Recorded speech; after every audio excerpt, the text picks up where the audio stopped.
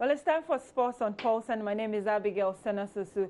And the Under-20 FIFA World Cup is ongoing in France, and match day 3 already. There is a break for the ladies to prepare and come back strongly tomorrow, more especially for Ghana when we play against Netherlands later in the afternoon after England has opened that day for us. But with me are two great men who marshal or prepare these ladies or these men for competitions like that. He was once the goalkeeper of the senior national team, and then he joined a club in Malaysia, came back to Ghana, and he was the goalkeeper's trainer for the senior national team, the Black Stars of Ghana, then to Accra Heart of Oak, one of the biggest clubs in the country. We are going to talk about coaching, what is up now after football has been halted in the country. What exactly are they up to over the weekend? And with him is another coach that we'll be speaking to. I'm talking about Coach Abubakar Damba.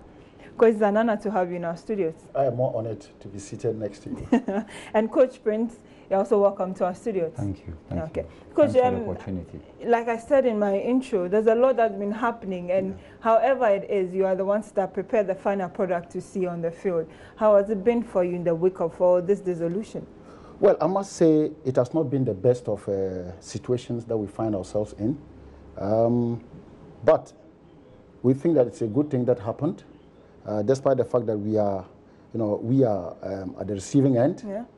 But more importantly, those who are more affected are the main actors, the players, for that matter, because now they are not able to do what they enjoy doing most.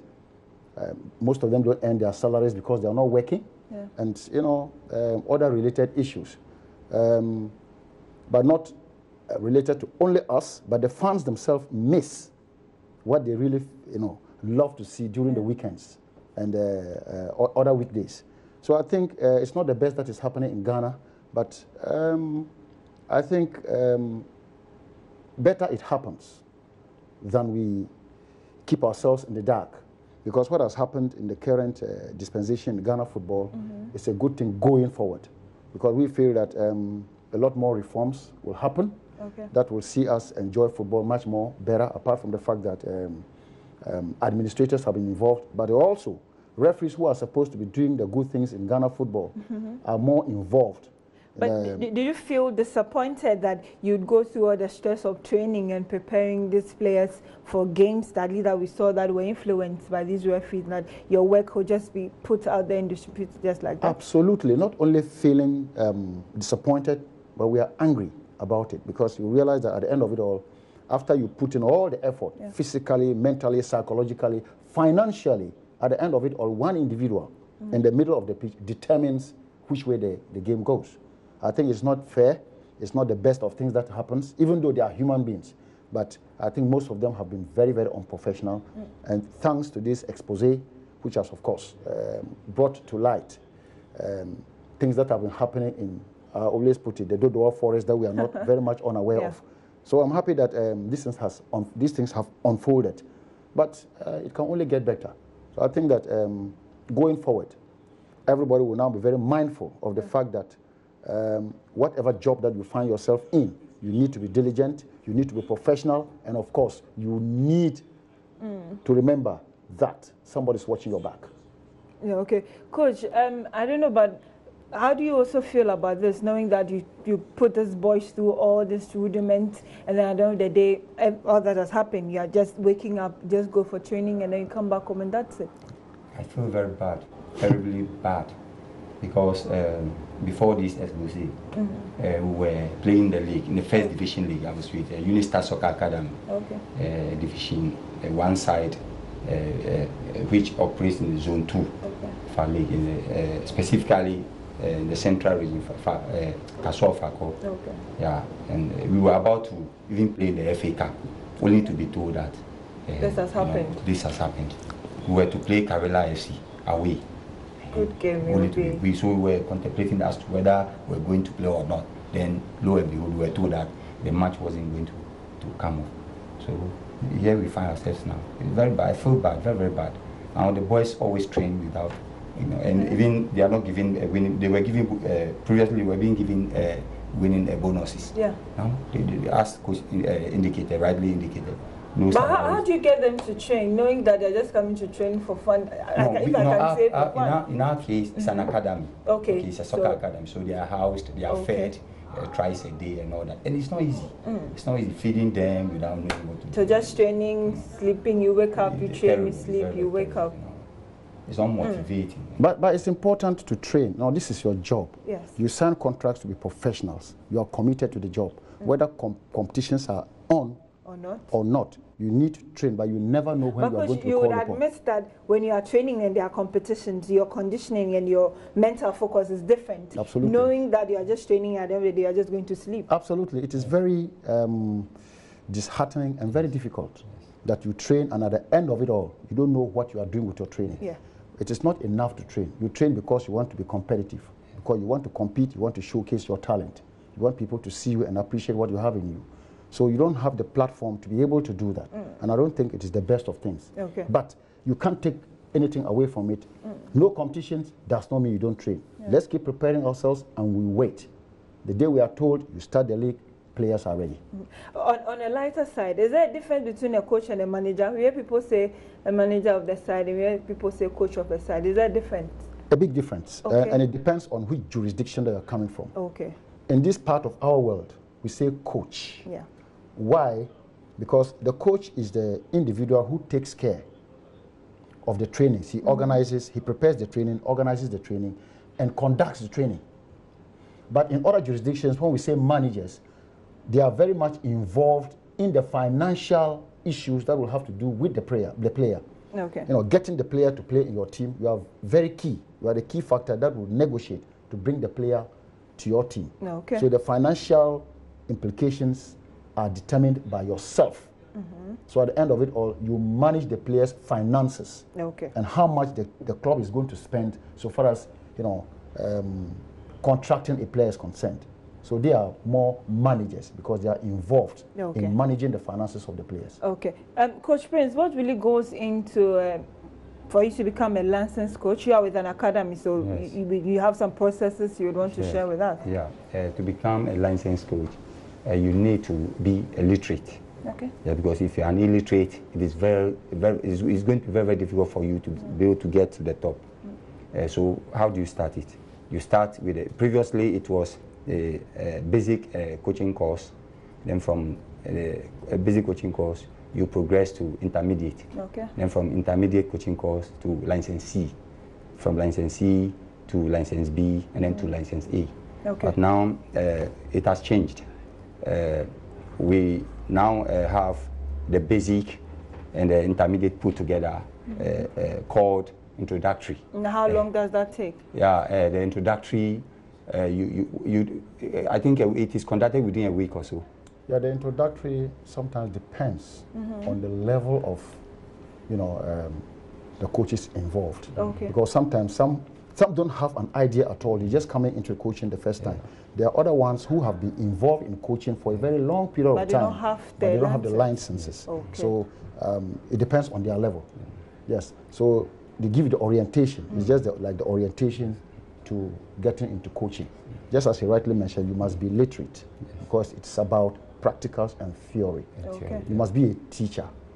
It's about a teaching and a learning process. Yes. Yeah. So in as much as you teach the player how to control and pass the ball on the pitch, you need to be able to theoretically enlighten the player to know why is he passing, where is he passing the ball to, when is he passing it, and to who, and which direction is he passing the ball. So these all come with a lot of, you know, intellectual. But we received a letter inviting us for a program that's happening on the 11th of August. If you can throw more light on what exactly it is. Yes. Yeah, you are right. We are having a program on Saturday, as you rightly indicated, and it has to do with our association, Greater Accra, you know, licensed coaches association. We want to outdoor our association and also inaugurate our executives. That's what we want to do. So we've not had one all this while, or we are just trying to rebrand what we had already? Yes, we are rebranded. This is the first time this is happening. Okay. And it is by virtue of the instrumentality of my boss, Coach Abubakar Damba.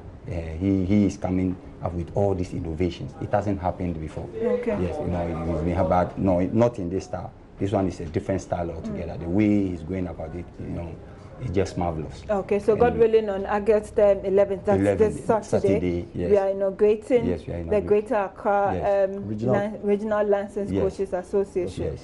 Okay, but he's saying that you initiated this. What really went into this organization? Well, I will not say I initiated it as such. Oh, okay. I know where he's coming from, but we have had predecessors. Even during our time, the coaches who coached us are still in the system coaching. But you and I will agree that the way coaches have been treated nowadays is not the best. We want to move from the orthodox system to being professionals. So we need to unify ourselves, educate ourselves to the extent that we will be treated and treated fairly. So because of that, I think it is very good that we come together to let ourselves understand what our roles and responsibilities are vis-a-vis our club owners, how to deal with our club owners, you know, and how professional and how we are able to take the game to the next level. So I think it is a wonderful innovation.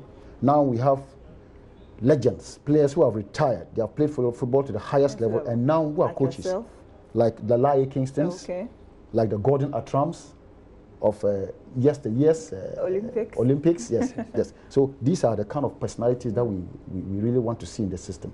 But like you rightly mentioned, some of the coaches that took you through the system to this time are still around. So why this time? Why did it take so long? Well, it hasn't taken so long, but I only think that it's about proactivity. You know, leadership is very important. Absolutely. And you need to have passion. You must have passion to drive your ambitions and your aspirations forward. So I think with the youth, the youth of today are very, they have a lot of energy in them. And I think this is the time we need to use such young up-and-coming, coaches to get our, expectations to that level. So I think it is more or less youth-driven. And I think that is the way to go, because now the modern trends of the game demands that we bring on board a lot of fresh minds. Okay. But we wanted to ask, what do you think of the current leadership crisis with the FA? Can we survive this, and how fast? Well, my dear, it's okay that it has happened. It's very, very sad that what we love to do is in this situation. But you and I cannot take anything away from it, because we needed it. Because a lot of people were crying for changes, crying for reforms, but nobody could stick his or her neck out to say, for these reasons, we want these reforms. But thanks to the expose, it has brought a lot of things to the fore, that we really know exactly the things that were happening and why people were calling for reforms. But more so, you realize the national teams were performing very well. And you can't take anything from the leadership of the last leadership. They did what they had to do.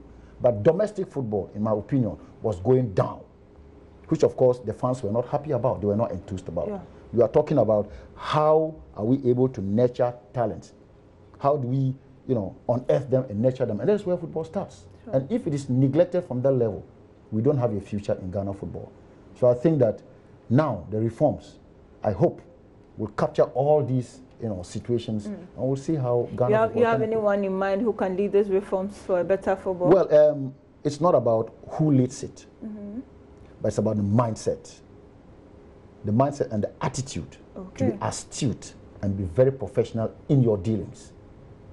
All inclusiveness. It is very, very important to get to tap from everywhere the minds of everybody, their experiences.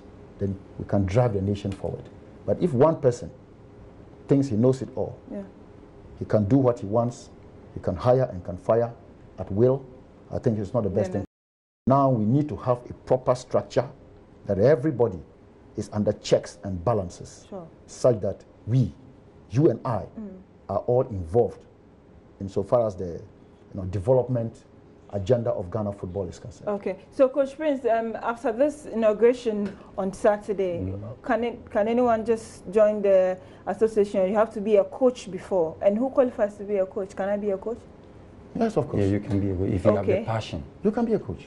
Yes. You have the interest and you also have the passion, because it goes with passion. Coaching has to do with a great deal of passion. Because look, it can be very cumbersome, As coach. This morning, for instance, he was at the training pitch before he was called to come for the program, and when he was exhausted, He says, exhausted. He say, yeah, Charlie, I'm tired, you know. And that is how it is. So but sorry, I'm going to address your issue. Yes. You ask him whether you can be a coach. Yes. If you want to be one. Okay. Because now you seated here, you see the job you're doing. Yeah. You need expertise. You must be educated to be able to educate somebody. Sure. It is the same way if you come to coaching. You need to educate yourself in coaching to be able to educate other people. Okay. Understand me? So I feel that you can be a coach, and if you want to be one, please join us. You're welcome.